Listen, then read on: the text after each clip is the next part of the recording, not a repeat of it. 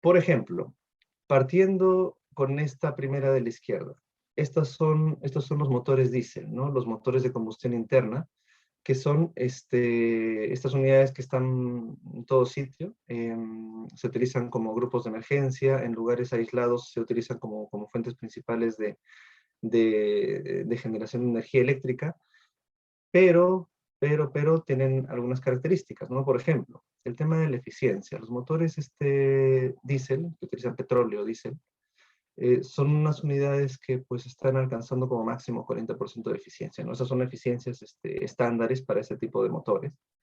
Sus capacidades, si bien es cierto, podemos alcanzar capacidades de megavatios, lo cierto es de que pues como grupos individuales, la verdad es de que tienen limitaciones físicas, ¿no? Los grupos diésel por combustión interna no son muy grandes, en general son muchos grupos que se agrupan para hacer paquetes de generación. Pero claro, las eficiencias son las que se ven ahí, no son eficiencias muy altas. Las emisiones de gases de efecto invernadero por cada unidad de energía eléctrica generada son altas, son las emisiones de un motor de combustión interna utilizando petróleo, con una eficiencia de hasta 40%. Eso quiere decir que el 60% del combustible se va en los gases de escape, ¿no? Aparte de que ahí siempre hay emisiones de dióxido de carbono, monóxido de carbono y otros componentes que salen de la quema del diésel. Eso hace de que los costos ambientales de operar grupos diésel sean la verdad elevados. En cuanto a costos de inversión, les puse ahí un numerito para que podamos compararlos al último, ¿no? Vamos a la derecha con las centrales convencionales de carbón, centrales muy antiguas, ¿no? Que se operan prácticamente desde que estamos en la era industrial, o sea, ya prácticamente 150 años. En cuanto a eficiencias de una central de carbón, que es básicamente un ciclo termodinámico de vapor, ya vamos entrando un poquito en la terminología que vamos a usar para los ciclos combinados, sus eficiencias logran eficiencias del 40 o 45%. Las unidades a vapor que se utilizan en las centrales a carbón son unidades grandes, podríamos ver unidades de vapor de hasta 600 megavatios, una sola unidad. Utilizan unos calderos gigantescos, es infraestructura muy grande, muy, muy grande. El tema con el carbón es de que sus emisiones al quemarlo son muy elevadas, porque el carbón no emite solamente dióxido de carbono, monóxido de carbono, sino que tenemos azufre, tenemos varios componentes propios del carbón que hacen de que los costos ambientales de operar una planta de estas sean prohibitivos en muchos lugares. ¿Sí? De hecho, las centrales a carbón son una de las primeras cosas en las que se fijan los estudios de cómo disminuir las emisiones de gases de efecto invernadero, justamente porque lo que botan en las chimeneas, la verdad es que tiene componentes nocivos, no solo para el medio ambiente, sino también para los vecinos, etcétera, porque hay mucho material particulado. En realidad tiene muchos problemas con las emisiones, así que nada, van de salida. Si bien es cierto, con la coyuntura política, etcétera, el rebote del COVID ha visto mucho carbón ponerse en servicio nuevamente o tomarse nuevamente en cuenta. Esto es pues algo transitorio, ¿no? A la larga, con tantas emisiones es difícil ver mucho carbón en el futuro. En cuanto a las emisiones, como ustedes ven, un poquito más alto por el costo, el monto de dólares por megavatio, ¿no? Porque es instalación realmente mucho más voluminosa. Ahora ya entramos a lo que vamos a conversar en este curso, ¿no? A lo que son la generación utilizando turbinas de gas. Las turbinas de gas, como ponemos aquí, turbinas de gas de ciclo abierto, son unas centrales que utilizan un ciclo termodinámico con aire, ¿no? Básicamente es un ciclo en el que mezclamos aire con gas, hacemos una combustión y eso permite hacer funcionar el ciclo.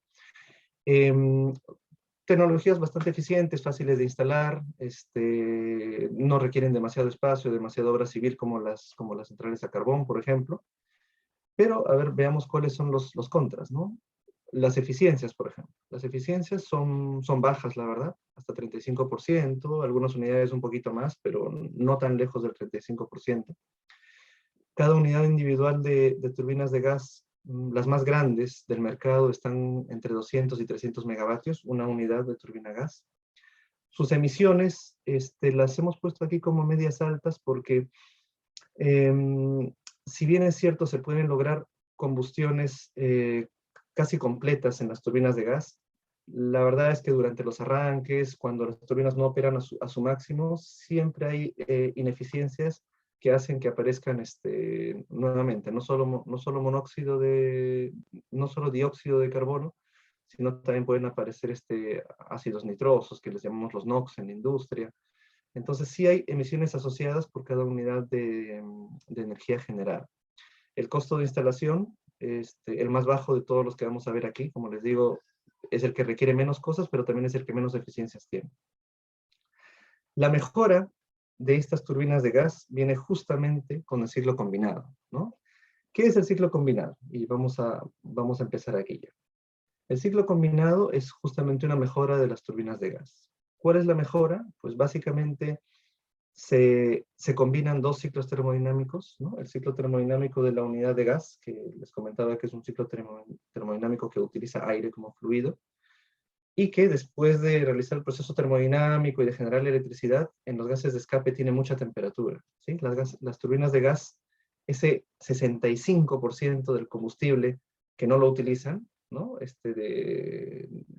Haciendo la diferencia con el 35% de eficiencia estándar, ese 65% se va en los gases de escape. Los gases de escape de las turbinas de gas salen encima de los 500 grados. Entonces, lo que hace el ciclo combinado es aprovechar esos gases que salen a muy altas temperaturas y dirigirlos hacia una instalación que permite de que ese calor sea transferido al agua, ¿no? Entonces hablamos ya de otro fluido, el agua. Con esos gases calientes, esta agua se hierve y esa agua hervida, que se vuelve vapor sobrecalentado, pasa por una turbina de vapor, ¿no? Entonces, básicamente, con el gas residual de la turbina de gas, que estaba muy caliente, hacemos hervir agua y esa agua que hierve, que se convierte en vapor sobrecalentado, se utiliza en una turbina de vapor. Entonces, con una misma cantidad de combustible, generamos energía eléctrica en la turbina de gas y luego generamos en la turbina de vapor. Ahí es donde la eficiencia se incrementa. Por eso es que ustedes ven aquí que para los ciclos estamos hablando de eficiencia de 50, 60% e incluso encima de eso, ¿no? Esas son justo las mejoras incrementales que está haciendo la industria año tras año. Los ciclos tienen la particularidad de que son modulares, o sea, uno puede hacer un ciclo combinado combinando una turbina de gas y luego de colocar todas las instalaciones, asociarlo a una turbina de vapor, o puedes empezar a unir turbinas de gas, varias, ¿no? Puedes colocar 2 turbinas de gas, 3 turbinas de gas y asociarlas todas a una sola turbina de vapor.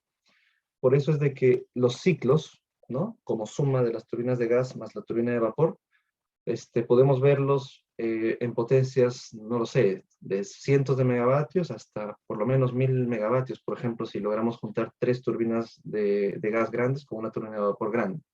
Eso es lo que iremos viendo durante el curso. Las emisiones de gases de efecto invernadero son bajas por unidad de energía producida. Porque si bien es cierto, el mismo gas que se usó en la turbina de gas se quema, estás generando mucha más energía con ese mismo gas. Por tanto, las emisiones divididas por esa mayor cantidad de energía, te sale un mejor ratio, ¿no? De emisiones por kilovatio hora producido. Entonces, por eso es de que consideramos de que dentro de todas estas tecnologías termoeléctricas, el ciclo combinado es el que menores emisiones tiene y mayores eficiencias energéticas. Por eso es tan importante ver esta tecnología. En cuanto a la inversión, pues claramente el ciclo de vapor utiliza mucho acero, mucho material, obra civil, etcétera. Entonces eso hace que el costo se incremente, ¿no? Pero bueno, son inversiones que se hacen justamente confiando en las altas eficiencias de este ciclo, ¿no? Seguimos entonces, ahora sí que hemos visto las tecnologías termoeléctricas y cómo se compara el ciclo combinado a las tecnologías convencionales. Vamos a hablar un poquito más acerca del ciclo. Bueno, a ver, el ciclo combinado. Ya les había adelantado qué cosa es, ¿no? Vamos a juntar dos ciclos termodinámicos, uno que funciona con aire, el otro que funciona con agua, y vamos a obtener mayor cantidad de energía con una misma unidad de gas natural, del combustible. Los ciclos combinados no son nuevos. De hecho, esta es una figura, por ejemplo, que encontré en una review de, de la Brown Boveri, que después fue ABB y que ahora ha estado cambiando también de nombre. Entonces, hablaban ya el año 60 de estas plantas novedosas, ¿no? Del ciclo combinado. En las que, a ver, vamos a ver si lo puedo explicar. Aquí lo que se ve en estas Gs a ambos extremos de la figura son los generadores eléctricos, ¿no? Entonces hay dos generadores eléctricos. El primer generador, de la izquierda, está asociado a estas figuras de aquí que representan la turbina de gas, ¿sí? Esto de aquí, y ya lo veremos en las siguientes slides, esta es la forma más sencilla de dibujar una turbina de gas, ¿no? Un compresor que comprime el aire, una cámara de combustión donde se mezcla el aire comprimido con el combustible, se produce la combustión, ¿no? El aire eleva su temperatura, y luego una turbina que con estos gases calientes genera un movimiento rotatorio, ¿no? Y con eso se mueve el primer generador. A la salida de esa turbina de gas, aquí en el punto número 4, están los gases calientes, ¿no? Gases encima de 500 grados Celsius que ingresan a un recuperador de calor. Un recuperador de calor, vamos a ver algunas fotografías en la presentación de hoy y veremos también mucho más detalle en el curso. Un recuperador de calor es una estructura en la cual se produce la transferencia de calor, ¿no? Pasan gases calientes, muy calientes, y se transfieren al agua. A través de los arreglos que están dentro del recuperador de calor, esta agua se transforma en vapor a diferentes presiones y se inyecta a una turbina de vapor. Como se ve aquí, hay una flecha que sale hacia esta F, que es la turbina de vapor, y la turbina de vapor gira, dando movimiento rotatorio a un generador eléctrico, a este segundo generador, y produciendo la energía eléctrica, ¿no?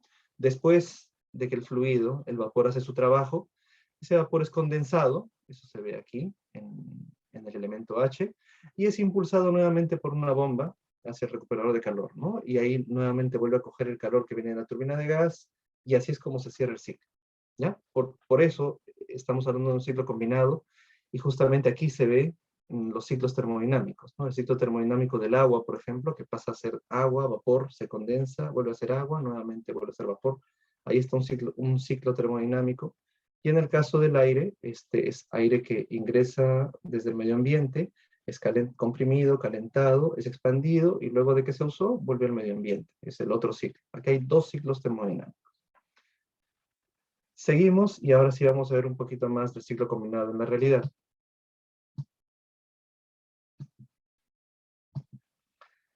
Los tres grandes elementos del ciclo combinado, como ya veníamos viendo en el slide anterior, son la turbina de gas, el recuperador de calor y la turbina de vapor. Claramente, después tenemos bastante equipo auxiliar, que justamente lo veremos en detalle en el curso, tanto en la turbina de gas y mucho más en la turbina de vapor, ¿no?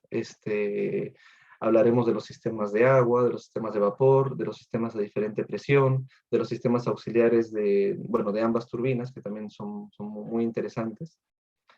Pero estos son como los tres grandes componentes de un ciclo combinado. Entonces, cuando veamos el sílabo, nos vamos a dar cuenta de que vamos a hablar bastante del recuperador de calor, de todos los sistemas asociados, el sistema de agua, etcétera, y hablaremos en clases separadas de cada una de las turbinas, ¿no? Para entenderlas mejor y para entender sus sistemas auxiliares.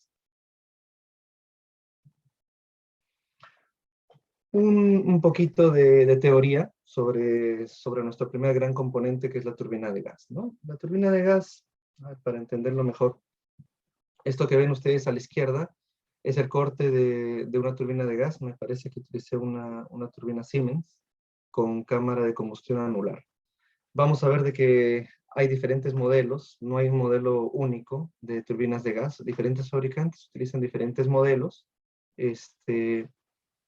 Han llegado en diferente momento, hay tecnologías preferidas por algunas compañías para utilizarlas, pero el hecho es de que todas cumplen siempre la misma función, ¿no?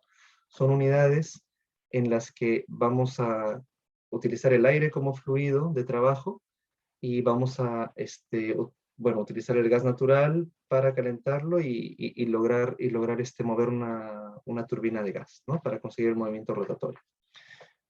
A ver, un poquito cómo es que funciona esto. Aquí al medio ustedes ven el gráfico que nos va a permitir explicar el ciclo Joule-Brayton. El ciclo Joule-Brayton es el ciclo termodinámico que utilizan las turbinas de gas. Es un ciclo en el cual se explica básicamente qué es lo que sucede aquí en la maquinaria, ¿no?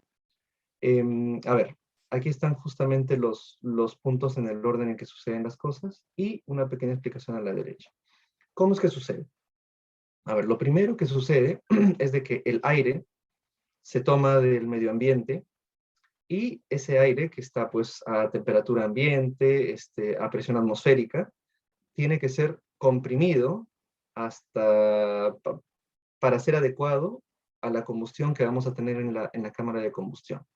Entonces, esta turbina está diseñada de tal modo que girando va comprimiendo el aire. Estos se llaman, bueno, la primera parte de nuestra turbina de gas se llama compresor y es un compresor de tipo axial, ¿sí? Axial porque el fluido va pasando paralelo al eje, ¿sí? El eje va girando, el fluido va pasando en paralelo al eje y va comprimiéndose, ¿no? Entonces ingresamos a una atmósfera y temperatura atmosférica y cuando terminamos de pasar por el compresor, terminamos saliendo a una presión distinta. Ese proceso se llama compresión, ¿no? Y aquí en nuestro gráfico del medio podemos ver eso entre el punto 1 y el punto 2.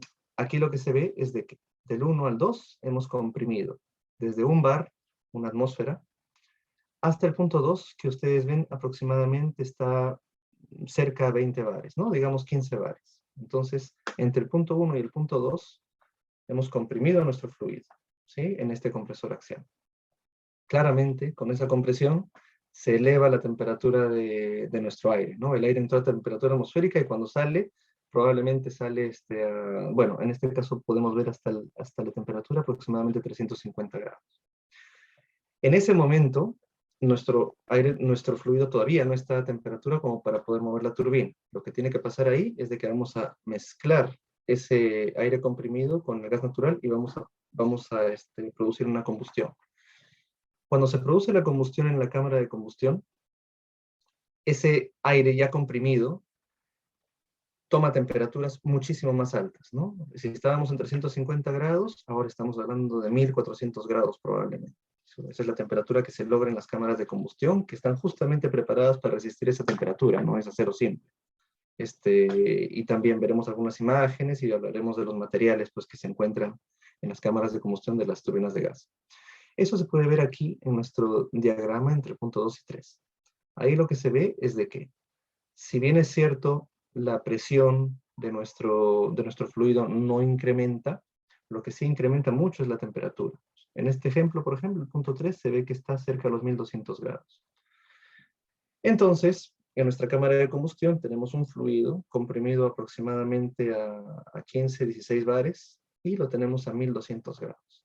En ese momento, todo ese fluido caliente es dirigido exactamente por unas rendijas hacia lo que es la turbina de gas propiamente dicha. La turbina de gas que se ve aquí, digamos, en la parte final de nuestra imagen, lo vamos a ver claramente con fotografías y todo en el curso.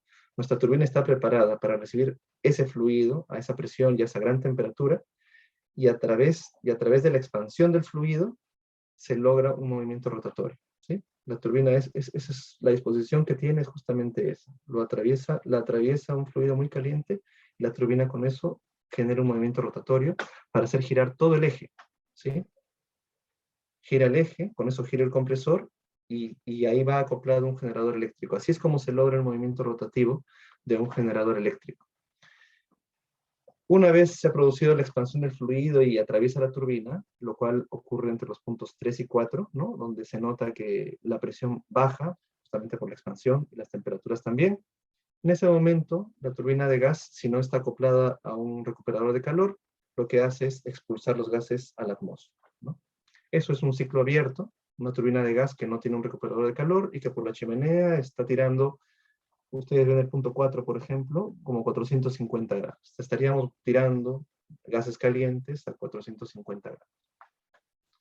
Ese es el ciclo termodinámico, así es como opera una turbina de gas.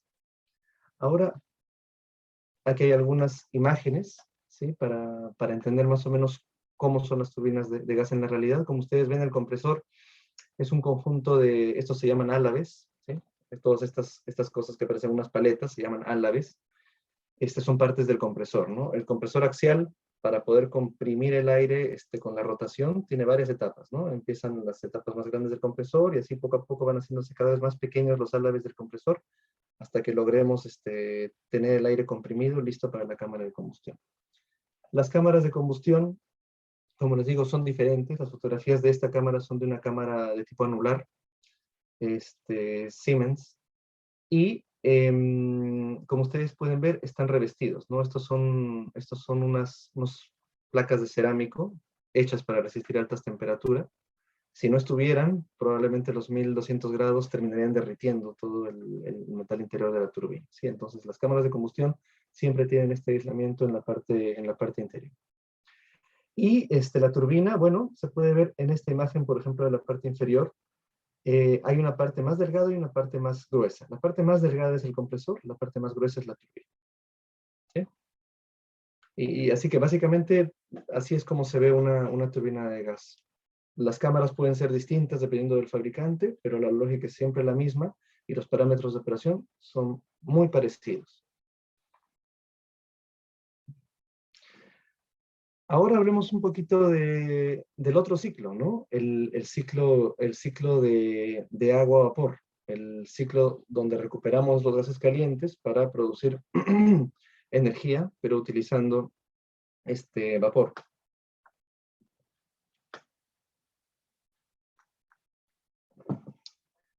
Aquí, nuevamente, vamos a utilizar otro ciclo termodinámico, ¿no? Un ciclo termodinámico cuyo fluido ya no es el aire. Ahora vamos a hablar de agua y vapor.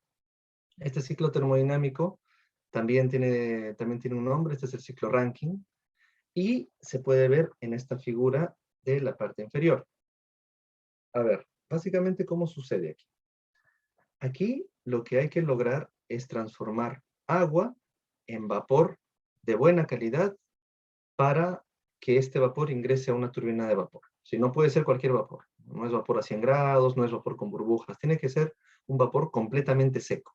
A ese vapor se le llama vapor sobrecalentado. La transición entre el agua y el vapor sobrecalentado tiene pues etapas, ¿no? El agua, para transformarse en vapor sobrecalentado, tiene que primero hervir. En ese momento uno va a tener una mezcla de vapor y agua, y cuando se llegan a ciertas temperaturas, entonces las partículas de agua terminan de desaparecer y ahí recién tenemos una buena calidad de vapor para inyectar a la turbina, ¿no? Ahí recién podemos hablar de vapor sobrecalentado. Todo eso se va a ver en estas figuras. Voy a explicarles utilizando la figura. Ahora, ¿qué es lo primero que encontramos? Una bomba. ¿Para qué es la bomba? La bomba es para impulsar el agua hacia el recuperador de calor.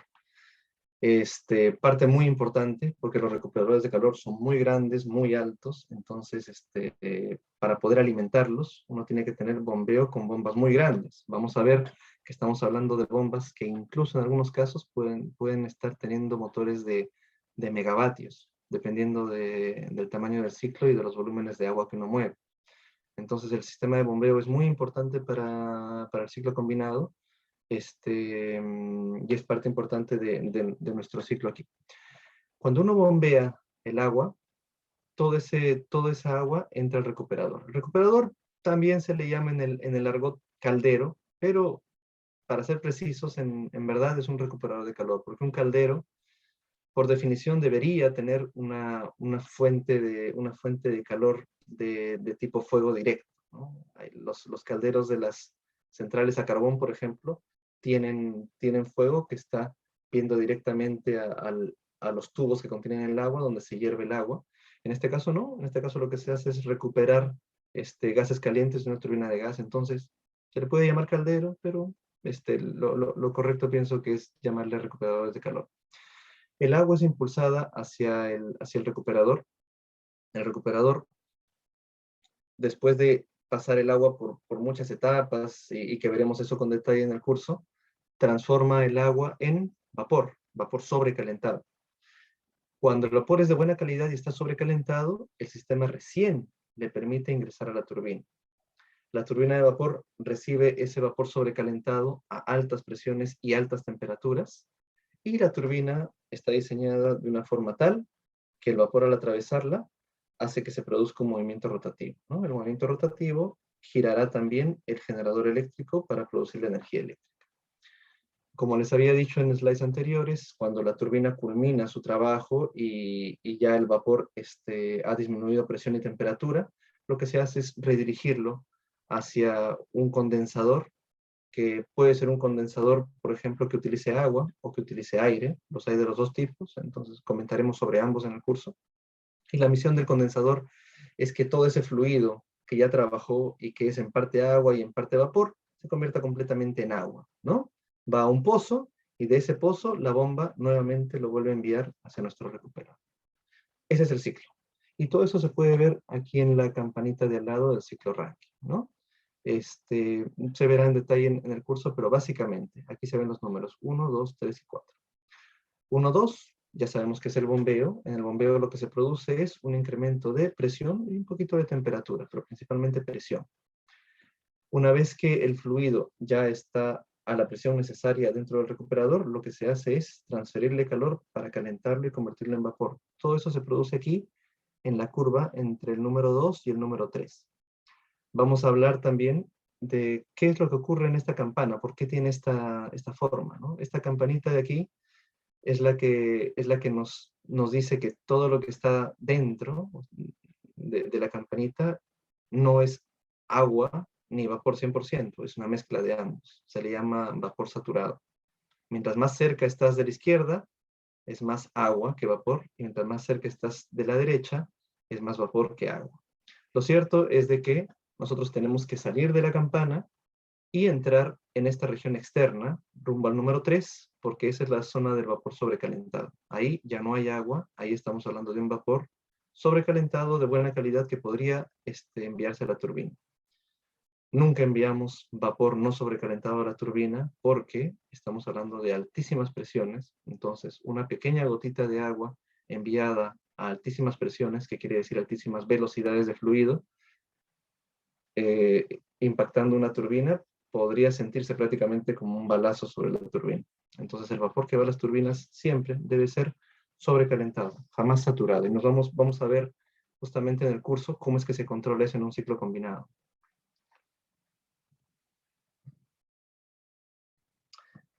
Bueno, ahora unas vistas del recuperador, en el que también vamos a dedicar bastante tiempo. Vamos a ver cómo se conforma un recuperador típico, cómo son los recuperadores con distintos niveles de presión, cómo están dispuestos los tubos dentro del recuperador, que es una cosa muy importante de saber, hay que entender por qué es así. Un vistazo de cómo es que lucen los recuperadores en una planta de ciclo combinado. Como ustedes pueden ver, son estructuras muy altas, no sé si se dan cuenta, pero ahí hay escaleras que van hacia las chimeneas, pero también tenemos las escaleras que suben al recuperador. ¿Sí? Un recuperador típico para una planta de tipo industrial, probablemente estamos hablando de, no sé, 30, 40 metros de alto. ¿Sí? Por eso es de que tenemos que tener bombas muy fuertes para poder impulsar el agua a esas alturas y a esas presiones. Un pequeño vistazo, ¿sí? Simplemente como adelanto del curso de cómo es que sucede todo esto. Ustedes ven aquí a la izquierda la turbina de gas, ¿no? Que después de comprimir, pasar por la cámara de combustión, pasar por la turbina, ese exhaust se refiere justamente a los gases calientes que salen de la turbina de gas. Aquí pueden ver cómo es que los gases calientes se redirigen y el recuperador está construido de una manera que hace que los gases más o menos entren uniformemente a la caja del recuperador, ¿no? Para que sea más o menos un calentamiento uniforme de los tubos. Ustedes ven de que los gases calientes atraviesan uniformemente la caja, transfiriendo su calor al agua, y luego de que su calor es utilizado, son expulsados por una segunda chimenea, ¿no? El recuperador tiene una segunda chimenea en la que terminan saliendo los gases calientes, pero ya no tan calientes, ¿no? Salieron de la turbina de gas como a 500 grados, pero cuando salen del recuperador están saliendo probablemente a 200 grados o menos. ¿Sí? Eso también tiene un porqué, que lo veremos en el curso, ¿no? O sea, ¿por qué 200? ¿Por qué no 100? Todo tiene una razón de por qué ocurre. Encima de nuestro recuperador hay unos elementos muy importantes que se llaman los domos. Depende de qué tipo de recuperador estamos usando, ¿no? Hay recuperadores que tienen, por ejemplo, un solo domo, hay recuperadores que tienen 3 domos, ¿sí? Y los domos básicamente nos dicen cuántos niveles de presión existen en un recuperador, ¿no? Hay un micrófono abierto ahí, por favor. Oye, ¿te callas? Gracias. Listo. Entonces, la cantidad de domos nos ayudarán a saber cuántos niveles de presión hay en un recuperador, ¿no? Si vemos, o sea, es típico para recuperadores grandes, al menos eso sucede aquí en los ciclos combinados de Perú, es típico ver 3 domos, ¿sí? 3 niveles de presión, y eso ocasiona que nuestra turbina de vapor tenga que tener también la capacidad de recibir 3 presiones distintas, ¿no? Entonces, nosotros cuando hagamos el curso, vamos a hablar justamente de un recuperador de 3 niveles de presión, una turbina de 3 niveles de presión y las características de cada una de ellas. Este es un vistazo, por ejemplo, de cómo son dentro los recuperadores. Todas esas líneas que ustedes ven de distintos colores son haces de tubos, ¿sí? Son cosas muy grandes, son como unas arpas gigantescas de 35 metros de alto, con muchos tubos que tienen ciertas particularidades en su superficie, porque ahí es donde se transfiere los gases calientes hacia el agua. Las ubicaciones de los tubos, como les había dicho, tienen una razón de ser, y eso es lo que veremos cuando hablemos de las particularidades del recuperador y el sistema agua-vapor.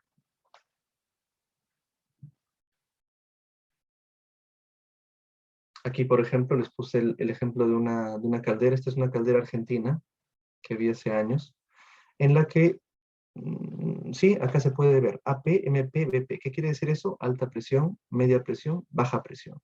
Aquí lo que están diciendo es de que esta caldera recuperadora, ¿sí? El recuperador, tiene 3 niveles de presión, ¿sí? Y están hablando acerca de toneladas por hora. Acá está el flujo de vapor que sale de cada uno, están las temperaturas de cada uno y las presiones de cada uno. Aquí las han puesto en kilogramos por centímetro por centímetro. Nosotros vamos a trabajar con unidades de sistema internacional, ¿no? Con bares. Y nuestra turbina de vapor, la turbina de vapor que utilizaremos para el curso será una turbina como la que ven aquí. Es una turbina de diseño Siemens de 3 niveles de presión con un condensador de caja ubicado a ambos lados. O sea, aquí básicamente esta caja grande que pueden ver ustedes aquí tiene el condensador a ambos lados, ¿sí? Son como 2 cajones gigantes. Y la turbina, bueno, se puede ver la primera parte de la turbina aquí. De hecho, ese compartimiento contiene 2 turbinas, la de alta presión y la de media presión. Después vemos un canal grande, este codo que va por encima, que se está dirigiendo hacia la turbina de baja presión, que está metida dentro del cajón grande. Entonces veremos las particularidades de esto, hablaremos de las válvulas de control, las válvulas stop, los sistemas de aceite, lubricación, los sistemas de drenaje. En verdad, una turbina de vapor tiene mucho equipo auxiliar. Hay que entender para qué sirve cada cosa y entender cuál es el proceso, ¿no? Para que desde cero uno llegue a poder operar una turbina, uno de los objetivos principales justamente del curso. Acá hay un pequeño corte para que tengan una idea de cómo es, ¿sí? Entonces aquí se nota que este cuerpo de turbina exterior contiene 2 turbinas, ¿no? Ahí se ven. A la izquierda se ve la turbina de alta presión, a la derecha la turbina de presión intermedia. Luego el fluido va por el crossover, que es este codo grande, y se mete a la turbina de baja presión, ¿no? Cuando atraviesa la turbina de baja presión, el vapor inmediatamente se dirige hacia los condensadores que están a los costados y se convierte en agua, ¿no? Se condensa y se convierte en agua. Entonces aquí está la turbina con la que trabajaremos. Como les decía, igual que en el caso de las turbinas de gas, las turbinas de vapor también son diferentes entre fabricantes, pero la lógica de la operación es parecida. Sí, es parecida. Cada fabricante tiene alguna particularidad que hace para buscar mayores eficiencias, mejorar tiempos de arranque, etc. pero en general la lógica de cómo operar un ciclo se parece siempre. Aquí unas vistas también de la turbina de Argentina. Aquí a la izquierda, por ejemplo, pueden ver el conjunto de la turbina de vapor de alta presión y de presión intermedia. La de alta presión es la que tiene los álabes más pequeñitos. Como son mayores presiones, mayores velocidades, los álabes tienen que ser más comprimidos en tamaño. Y aquí a la derecha pueden ver la turbina grande, que es la turbina de baja presión, ¿no? Álabes más grandes, porque estamos trabajando con presiones más bajas, ¿no? 5 bares, 4 bares, comparados a la alta presión, que podríamos estar hablando de más de 100 bares, 100, 120 bares. La presión intermedia tranquilamente alrededor de 50 bares. Veremos todos esos detalles en el curso. Equipo auxiliar, pues muchísimo. Entonces vamos a hablar de todo el equipo auxiliar. Hablaremos de las bombas, hablaremos de los tipos de válvulas. En realidad es una de las cosas en las que vamos a detenernos más tiempo. Y bueno, estaremos prestos siempre a absorber todas las dudas que puedan tener. Es mucho equipamiento y en general hay que entender la lógica completa de cómo se utiliza todo. Como parte del aprendizaje de cómo funciona el ciclo y cómo se opera, entonces yo les voy a traer también algunos ejemplos reales de cómo es que se comporta el ciclo, ¿no? Tendencias como esta, por ejemplo, donde se puede ver cómo se producen los calentamientos del metal en el ciclo combinado.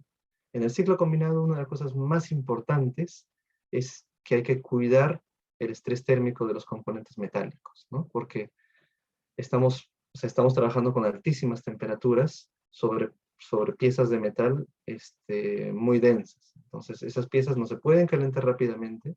Es diferente a la turbina de gas, nos vamos a dar cuenta, la turbina de gas está preparada para coger altas temperaturas en poco tiempo, pero la turbina de vapor no.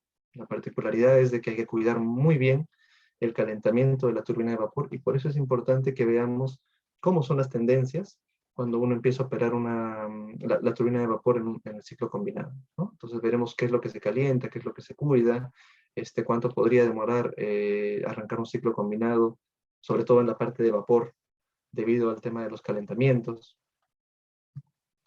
Hablaremos también del control de presión. El control de presión es importante porque justamente a través de estas curvas es que el sistema se cuida de que no nos arriesguemos a tener agua viajando hacia la turbina. Nuevamente, esta es otra cosa muy importante que les había dicho, ¿no? La turbina de vapor tiene que recibir un vapor absolutamente limpio. Entonces, parte de ese control se hace a través de las curvas de control de presión, que nos van a ayudar a que la presión del sistema sea siempre estable, que no haya movimientos bruscos, porque los movimientos bruscos de presión, de temperatura, podrían ocasionar que partículas de agua terminen yéndose hacia el conducto de vapor y terminen golpeando la turbina. Entonces, el ciclo combinado tiene que manejarse cuidando siempre parámetros, cuidando ratios, cuidando velocidades, porque uno no puede tomar el riesgo de que pueda de alguna manera filtrarse alguna gota de agua que vaya hacia la turbina, por el daño que les decía que se puede causar por las presiones a las que se trabaja. Entonces hablaremos de las curvas, por qué son así, qué es lo que cuidan. Hay otras curvas también que mencioné aquí abajo, que se cuidarán, ¿no? O sea, curvas de arrastre, por ejemplo, son muy interesantes de ver, son curvas específicas para cuidarnos de la posibilidad de que aparezcan partículas, gotitas de agua dentro del vapor.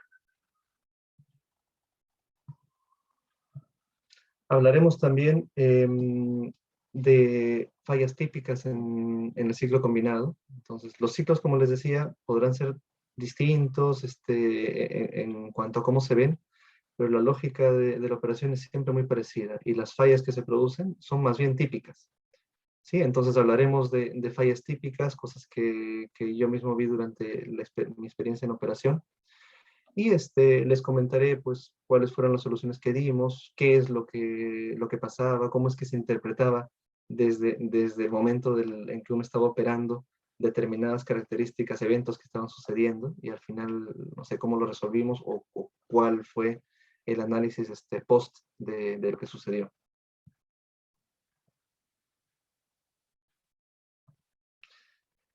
Y para terminar, quería hablarles de cómo estamos dividiendo el temario del curso. Como ustedes han visto, hay muchos temas, hay mucho equipamiento, hay muchos ejemplos que dar sobre justamente la experiencia operativa. Entonces, lo que vamos a hacer es trabajarlo de esta manera, ¿no? Vamos a empezar, obviamente, con la turbina de gas. Vamos a explicar la turbina de gas, particularidades, sistemas auxiliares, etcétera. Y daremos una pequeña introducción al recuperador de calor. Probablemente en la primera sesión no podremos cubrirlo porque el recuperador de calor está asociado a todos los sistemas de agua, entonces eso se terminará de cubrir en la segunda clase.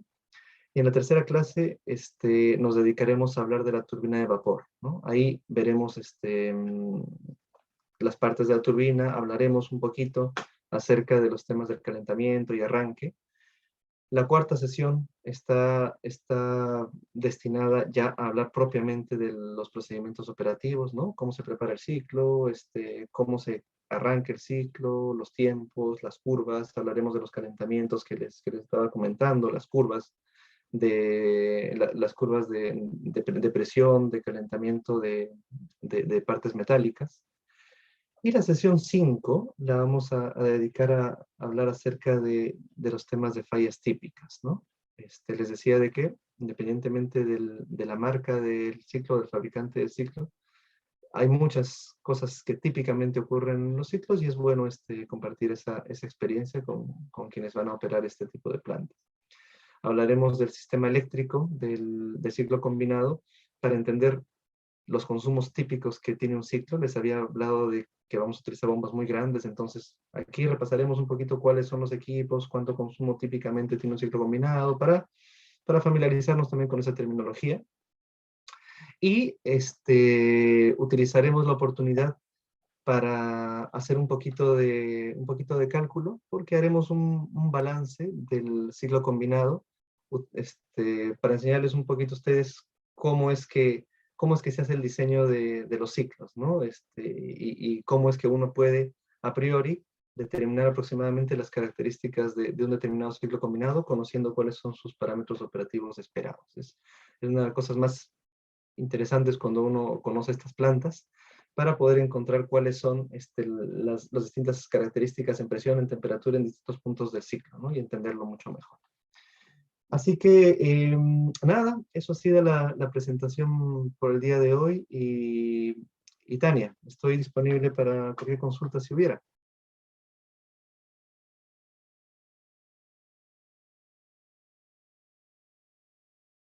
¿Qué tal, ingeniero? ¿Cómo está? Buenas noches.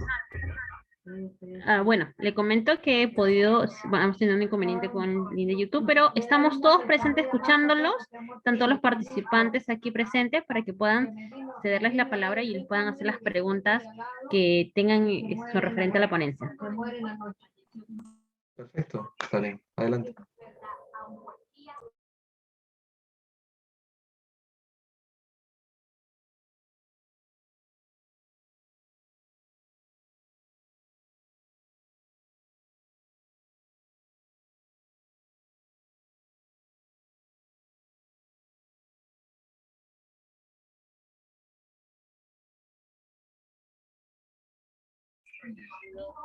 Estimados, buenas noches. Pueden hacer sus preguntas con referente a la ponencia del ingeniero si tuvieran alguna consulta o duda, para poder resolver y absolver sus dudas que tuvieran en su momento.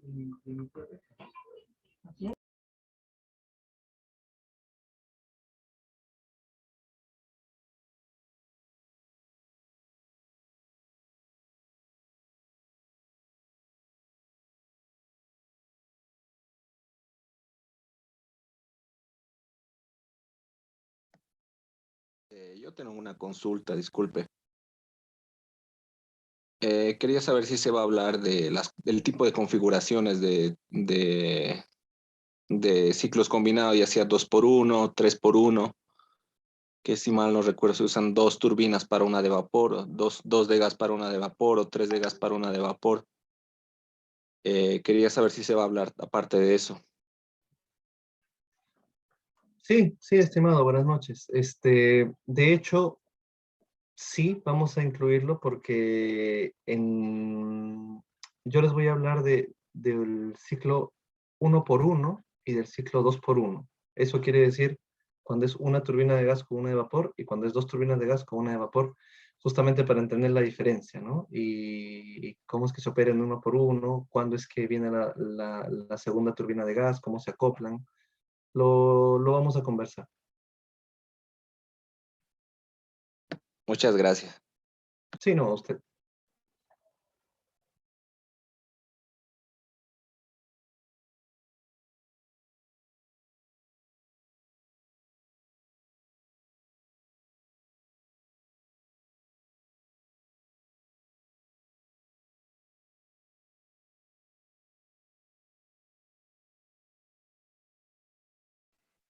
¿Algún otro participante que desee tener la palabra, que puedan hacer sus preguntas, ingeniero gustoso, poder resolverlas?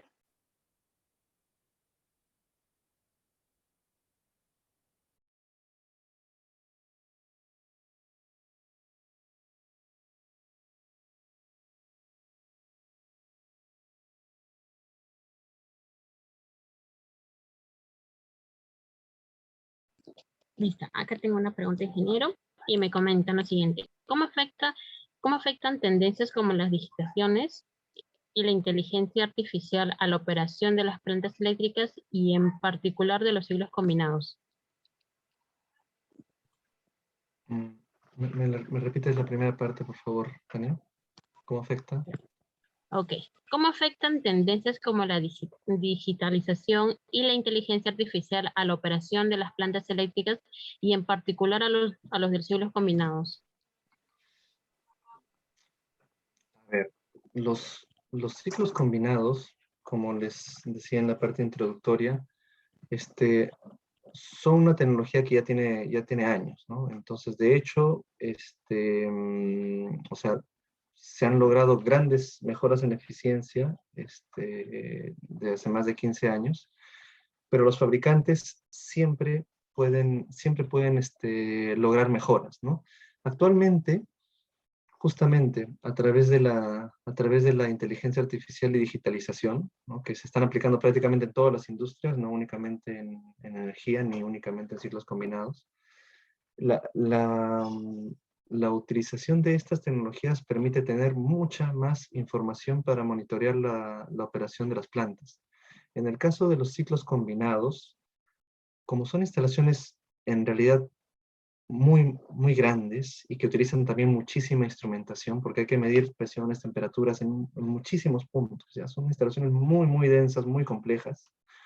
Entonces, la utilización de la inteligencia artificial permite monitorear de mejor manera el comportamiento de la planta, ya no dejándolo a la vista, por ejemplo, del humano, ¿no? De que el humano vea los parámetros y se dé cuenta si hay desviaciones para empezar a ver si hay alguna tendencia de falla en determinados puntos del ciclo, sino que son cosas que, por ejemplo, se dejan ya a la inteligencia artificial, ¿no? La cual, obviamente, a la velocidad del procesamiento de las computadoras, puede prevenirte con mucha anticipación de tendencias que eventualmente la operación humana no nota todavía, no percibe, ¿no? Podrían ser incrementos muy pequeñitos que a la larga podrían ser un problema grave para el ciclo. Entonces la inteligencia artificial en lo que está ayudando es en justamente mejorar la detección temprana de fallas, mejorar los procesos de mantenimiento, mejorar las eficiencias de uso de combustible.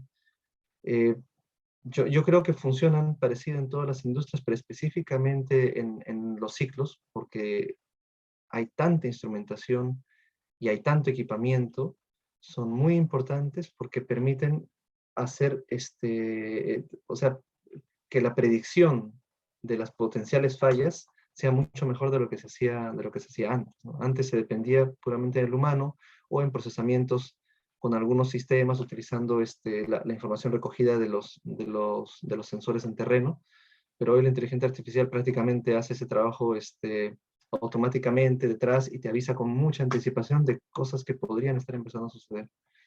Entonces sí, yo creo que la inteligencia artificial aplicada a sistemas complejos, como lo es una planta de ciclo combinado, ayuda mucho a evitar que tengamos fallas que de otra manera pues, tú detectarías cuando ya es un poco tarde, y también a mejorar eficiencias en producción, ¿sí?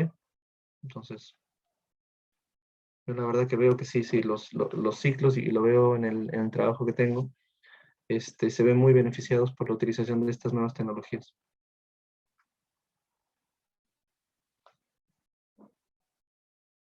Eso, Tania.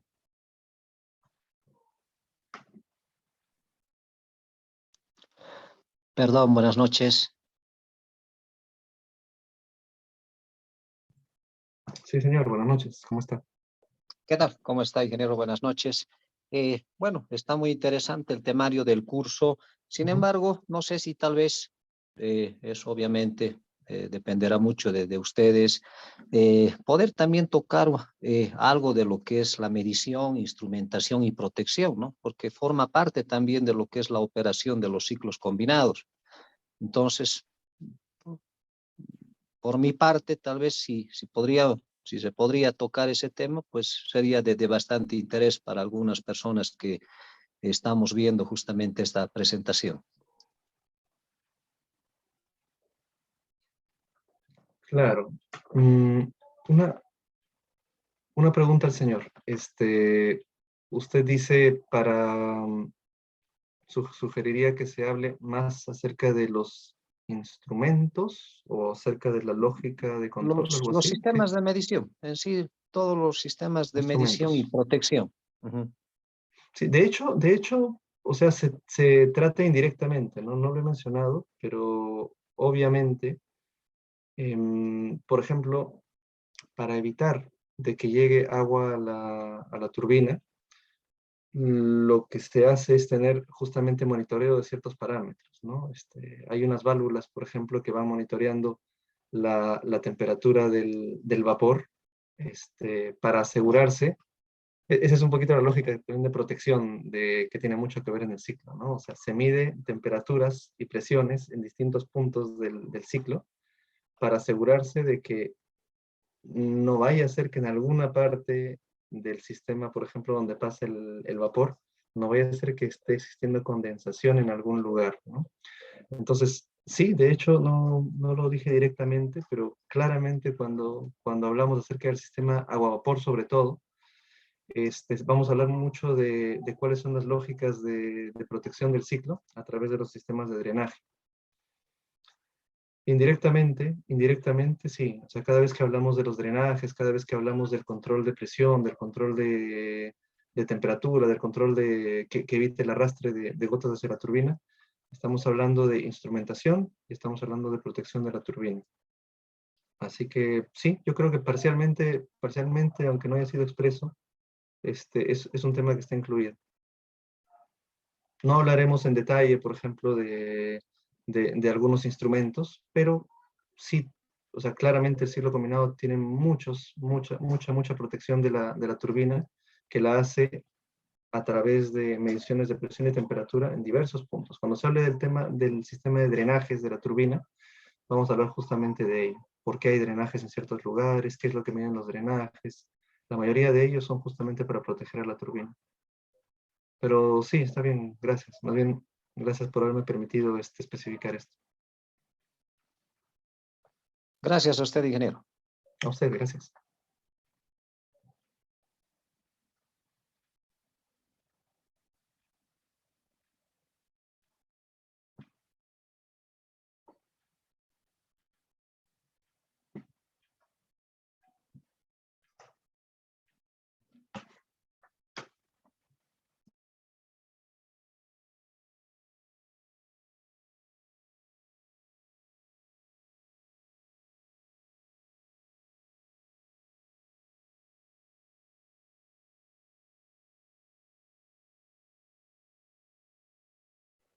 Bien, ¿alguna otra pregunta que tuvieran por ahí, por favor, para poder terminar con la sesión?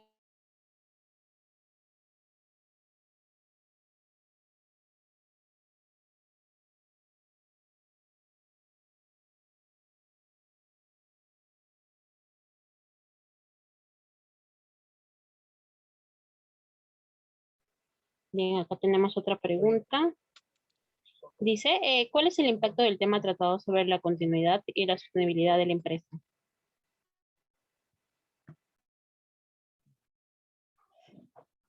Sobre la continuidad. Bueno, a ver, la generación eléctrica tiene como negocio principal maximizar la producción anual de sus unidades, ¿no? Para eso uno incurre en planes de mantenimiento, para eso uno controla su gasto de combustible, minimiza pérdidas, trabaja cómo mejorar eficiencias técnicas, etc. Entonces, justamente está en manos del equipo de operación, de quien opera el ciclo combinado, asegurar de que, por ejemplo, no se incurre en fallas típicas del ciclo. Por ejemplo, en entender que por qué se hacen ciertos controles en la operación del ciclo que disminuyen la posibilidad de que haya alguna falla, ¿no? Porque en el ciclo, cada vez que se detecta algún peligro para la turbina de vapor, eso es lo principal, digamos, en todo este gran sistema, ¿no? La turbina de gas tiene sus protecciones, la turbina de vapor tiene sus protecciones, pero este ciclo es bien particular porque cuando se detecta alguna posibilidad de falla, alguna posibilidad de que algo pueda dañar la turbina de vapor, inmediatamente el ciclo se desconecta todo, ¿no? Entonces, si uno no conoce, y vuelvo justo a la pregunta anterior del caballero, si uno no conoce todas las protecciones asociadas al ciclo, podría ser que por una cosa que aparentemente no llevaba ningún problema, termines desconectando todo el ciclo, ¿no? Y los ciclos, pues ya hemos hablado de qué tamaño pueden ser, ¿no? Mínimo 200 megavatios, pueden llegar a ser 800, 1000 megavatios. En el Perú tenemos ciclos 3 por 1, o sea, 3 turbinas de gas con una de vapor, que tranquilamente están llegando a 850 megavatios. Y a veces, si uno no conoce todas estas cosas y, por ejemplo, cometes un pequeño error en cierto sistema neurálgico común a todas las turbinas, puede ser que te saques todo el ciclo de servicio. Y la salida del ciclo claramente, o sea, es un montón de dinero y afecta directamente la sostenibilidad económica de la empresa. Así que yo creo que justamente prepararse en cuanto a la operación del ciclo combinado es parte principal para mantener el negocio y para darle sostenibilidad a la empresa dueña de la instalación.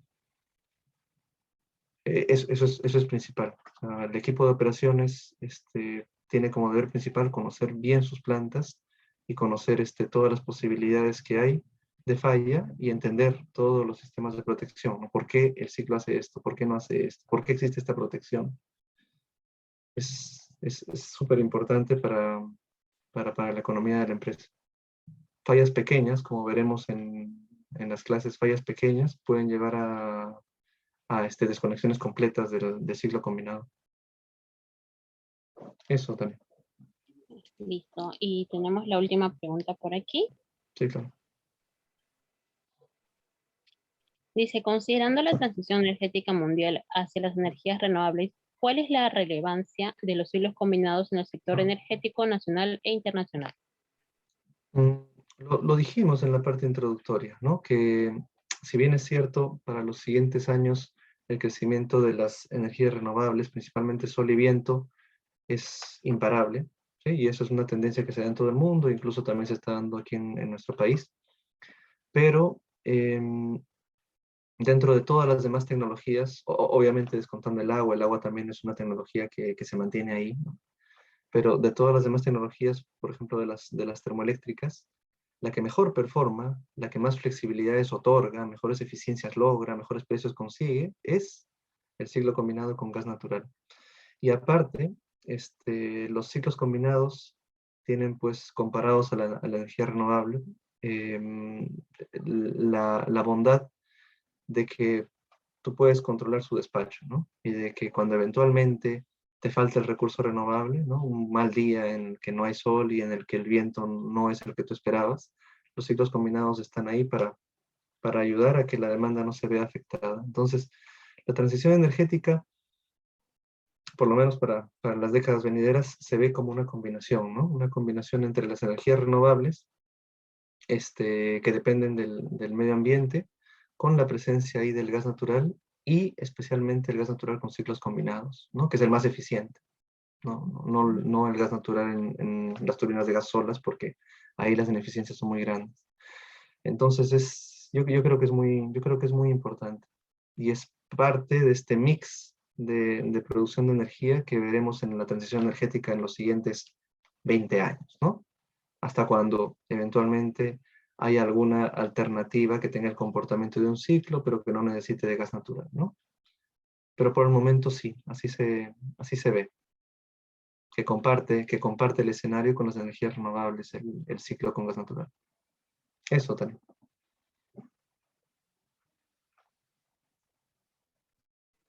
Listo, ingeniero. ¿Alguna otra pregunta que tuvieran por ahí ya para cerrar?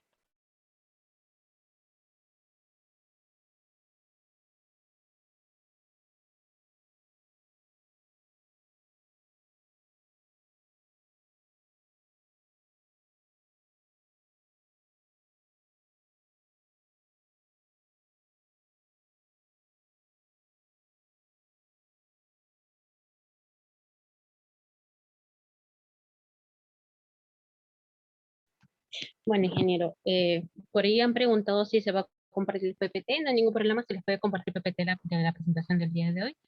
Bueno, viendo que no tienen ningún inconveniente, ninguna pregunta, vamos a cerrar la sesión del día de hoy. Quiero agradecer de antemano al ingeniero por la presencia, el tiempo que se ha tomado para con nosotros. Que los chicos que han estado presentes el día de hoy también han podido compartir sus dudas, sus inquietudes.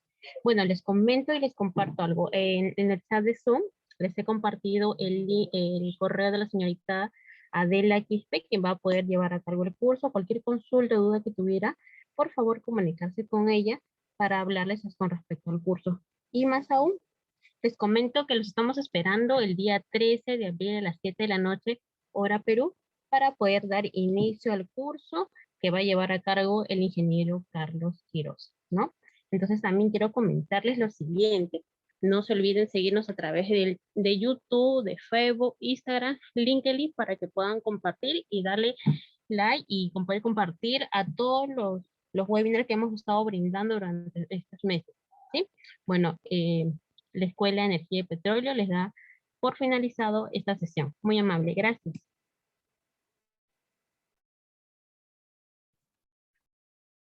Gracias, Tania. Muchas gracias.